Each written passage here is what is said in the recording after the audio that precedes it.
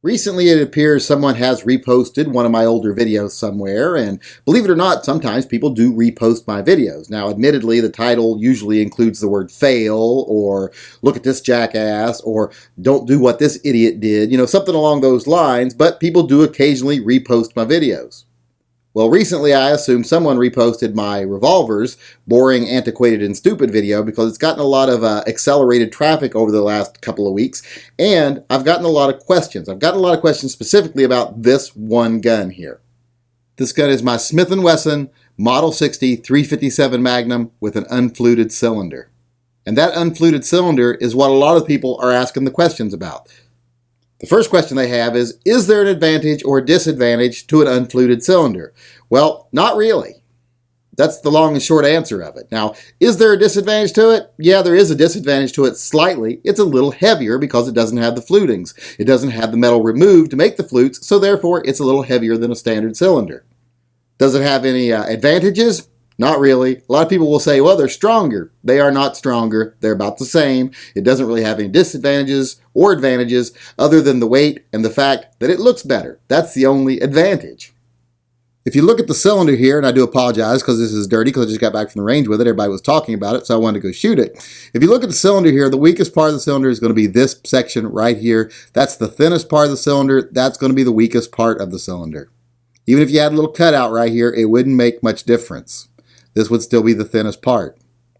If you compare it here to a fluted cylinder, you can still see this little part of the wall right here is the thinnest part of the cylinder, therefore that's going to be the weakest. So therefore the fluted cylinder isn't going to be any stronger, it's just going to be mildly heavier, just slightly heavier. The other question I'm getting about the cylinder is how does someone find one? How do you go about finding a Smith & Wesson Model 60 snub nose with an unfluted cylinder?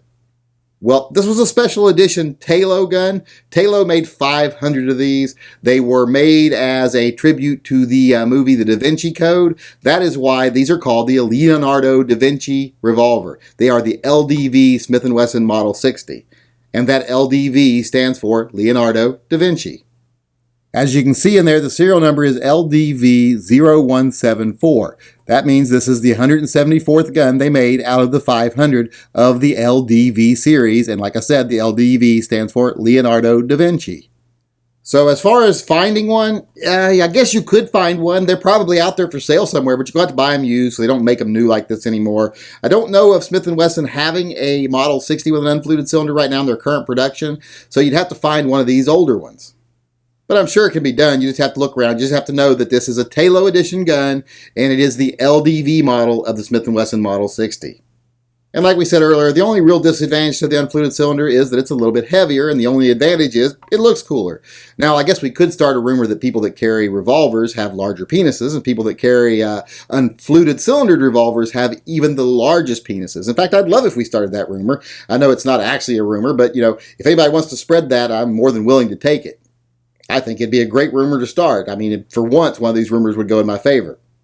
Now, one last thing a lot of people are asking me, is this the original finish? No, I kind of rubbed it out a little bit. I like rubbing them out. I like polishing them out a little bit. I like to polish my guns out a little bit to make them a little bit shinier than standard. And I did replace these grips on it. These grips are not the stock grips. These are rosewood grips. So I did shine it up a bit, and I did change the grips. But otherwise, this is the Smith & Wesson Model 60 LDV. So I hope that answers all the questions anybody out there might have had about this particular gun. And if you're looking for one, good luck. I hope you find one, because it's an awesome gun.